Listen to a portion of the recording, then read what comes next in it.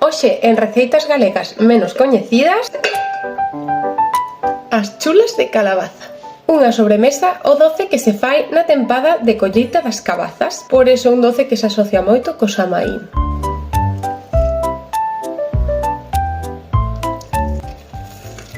Estou todo o ano esperando a que chegue o momento de facer esta receita porque está tan rica, así que vamos a cociñar porque é unha receita super sinxela. O ingrediente principal é puré de cabaza que podes obter da forma que ti queiras. Podes comprar o puré xa feito, podes comprar cabaza do tipo que ti queiras. Eu estou utilizando esta cabaza tipo calacú, pero podes utilizar cabaza de cacahuete, a que ti teñas. E por certo, as sementes da cabaza non as botes porque na próxima receita vou te mostrar como usalas para facer pipas de cabaza na casa.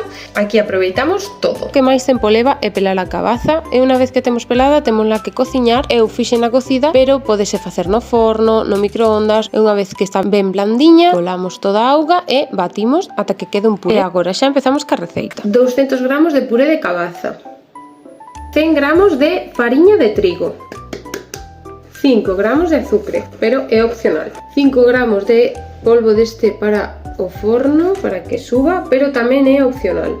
Isto vai depender de se queres que quede máis esponxoso, unha pizca de sal. E por último, 2 ovos. Ahora vamos mesturar ata que quede ben homoxéneo. Podemos facelo a man, cun garfo ou ca batidora. Ahora toca fritir. Vamos poñer nun sartén aceite abundante, ben quente, para que se fría, sen absorber moito aceite. E vamos ter preparado o carón un plato cun pouco de papel absorbente para retirar o exceso de aceite. Para darlle volta vou coller unha espumadeira e vamos ir facendo boliñas. A idea é que floten para que se fagan ben por todas as partes. Unha vez que xa están así torradiñas, as sacamos para o papel.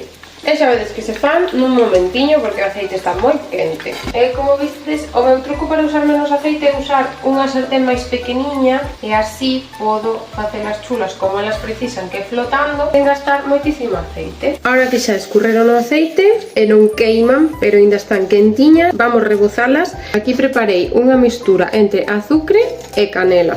Podedes botarlle solo azucre ou non botarlle nada por fora, que tamén están boísimas. É así de sinxelo é facer unhas chulas de calabaza na túa casa. Mira que boa pinta. Vas te animar a facelas este ano? Que vive Galicia.